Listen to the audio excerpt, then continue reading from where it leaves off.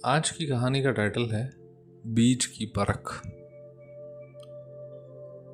एक बूढ़ा बीमार राजा अपने महल में लेटा हुआ था।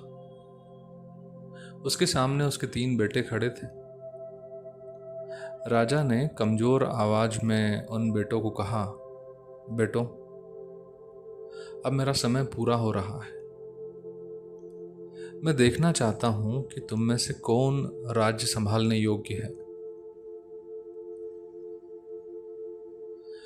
मैं यात्रा पर जा रहा हूं, 2-3 साल भी लग सकते हैं। तो मैं एक एक बोरा फूलों के बीज देता हूं।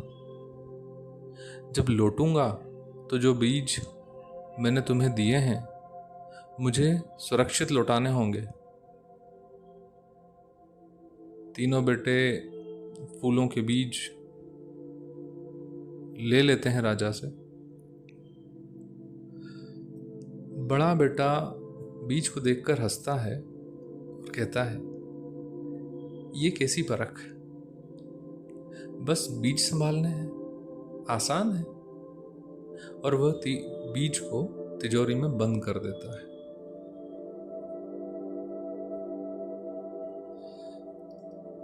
दूसरा बेटा बीज उठाकर सोच में पड़ता है कि बीज कहाँ तक संभालूंगा, कहीं खराब ही ना हो जाए। बेहतर है इन्हें बेच दूं। बाप लौटेगा तो बाजार से नए बीज खरीद कर दे दूंगा। तीसरा बेटा बीज हाथ में लिए सोचता है कि इन बीजों को कैसा हो अगर मैं खेत में बो दूं। बीज संभालने का यही असली रास्ता है, इन्हें बो देना चाहिए। बीज जमीन में जाएंगे तो फूल खिलेंगे, खुशबू आएगी और नए बीज भी तो मिलेंगे। वह बीज खेतों में बो देता है। 3 साल के बाद राजा लौटता है और अपने तीनों बेटों को बुलाता है। राजा ने बड़े बेटे से कहा, कहाँ हैं वह बीज जो मैंने तुम्हें दिए थे। बड़ा बेटा तिजोरी खोलकर अपने पिता को बताता है, बीज मैंने बड़े संभाल कर रखे हैं, पर तिजोरी से सड़े हुए बीज और बदबू निकलती है।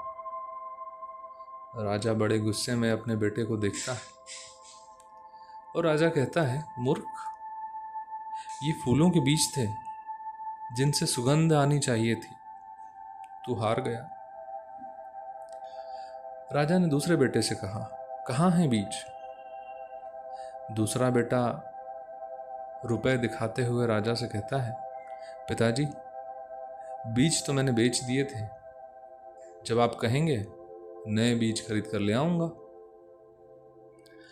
राजा ने क्रोधित होकर बेटे से कहा, मैंने तुझे बीज संभालने को दिए थे, बेचने को तो नहीं कहा था।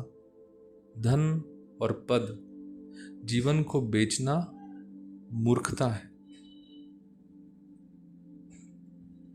और तू भी हार गया।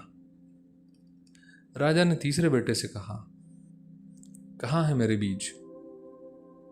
तीसरा बेटे ने मुस्कुराकर कहा, पिताजी, बाहर चलिए। राजा बाहर आता है और देखता है खेत फूलों से भरे हुए हैं, तितलियां उड़ रही हैं, पक्षी गा रहे हैं, सुगंध चारों ओर फैली है। तीसरा बेटा राजा से कहता है, बीज को तिजोरी में नहीं, जमीन में जगह चाहिए। देखिए, आपके दिए बीज अब बगिया बन गए हैं। राजा आनंद से अपने बेटे को देखता है और उससे कहता है, तू ही इस राज्य का सच्चा उत्तराधिकारी है।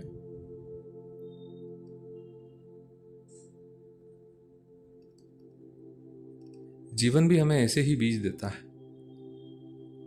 कुछ लोग पहले बेटे जैसे हैं जो तिजोरी में बीज को जीवन को बंद कर देते हैं और वह सड़ जाता है। कुछ लोग दूसरे बेटे जैसे हैं जो जीवन को बेचकर धन और पद खरीद लेते हैं। और बहुत कम लोग तीसरे बेटे जैसे होते हैं जो जीवन के बीज बोते हैं और उसे फूलों की बगिया बना देते हैं। कैसी लगी आपको ये कहानी? बताइएगा ज़रूर।